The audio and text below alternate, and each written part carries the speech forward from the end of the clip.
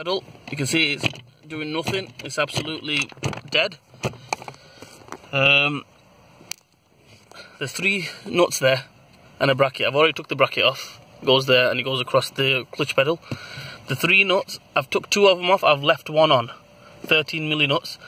Reason being I left 1 on is just for leverage purpose, because when we come to take the pipe off on the other side, you don't want it to be, you know, absolutely flapping around everywhere. You know, you need a bit of leverage, so that's why I've left 1 on. We'll take that off last. But as you can see, I've took the cover off. There's the cover down there. I'm going to take the air filter box off because the slave cylinder is right down there, and eventually we'll have to tear that off to bleed the system, so we might as well take it off now, and it's out of the way. Next thing, I'm going to take this air pipe off, the turbo pipe, intercooler pipe, take the throttle housing off, the EGR valve throttle housing, and yeah. As you can see, I've took the pipe off, pipes off, out of the way. Let's take the throttle housing off. The 3 Allen keys there, Torx. One's buried in there, it's very hard to get to, but if you haven't done that before, I wouldn't recommend you attempt it. You might drop the socket screw down there and then you've lost that. But it is down there, you have to just feel it and it's right there. So 3 Allen keys heads, as you can see. Let's take them off. I've took all 3 bolts off on the throttle housing, on the throttle body, so give that a little shake. Oh, that should come off like that. In your hands, you can just move that to a side there. Or if you want, you can take the switch off, take it off totally, completely, out of the way. This air pipe here, intake pipe,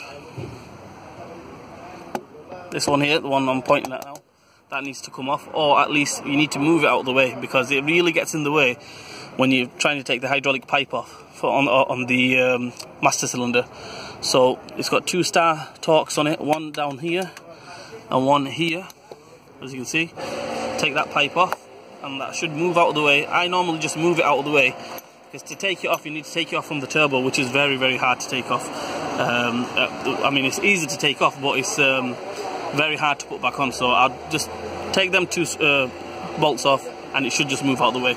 As you can see, there's the air pipe. I've just pushed it or pulled it out of the way, and down there where my finger is, if you can see it, that's where the slave cylinder, master cylinder is, sorry. Getting mixed up with the slave and master cylinder now.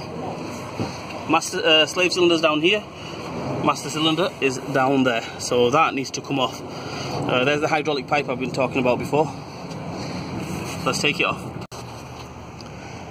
Right, there's the cylinder. I've took the wiring plug which is on the cylinder, I've took that off. Another little pipe there that comes off the reservoir, took that off. Right, for the hydraulic pipe, I would get some paper, try to put some paper underneath it, because once you take this, the pipe off, there is a little seal. 9 times out of 10 it falls off, and you can't see it anyway. You can't find it, and then you're pretty much buggered. So you need to buy a new seal. So put a bit of white paper underneath so you can see where it falls, if it falls, and then you should be all right. Right, I don't know if you can see it, but I've took the pipe off, and the pipe is there on my finger. It's very hard to show you guys, but the pipe is there. I'm moving it there. Trust me, that was jammed up. That was really, really tight. So if it looks like I've just took it off in 2 seconds, trust me, I've been messing about with it for about 10 minutes, and it was really, really tight. We're back underneath the steering column, the pedal. I left 1 bolt on, remember, so let's take that last bolt off. 1 nut off, sorry, bolt.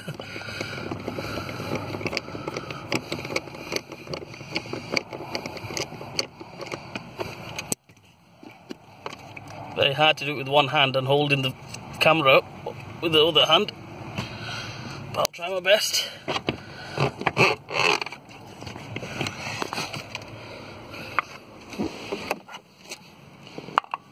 And there is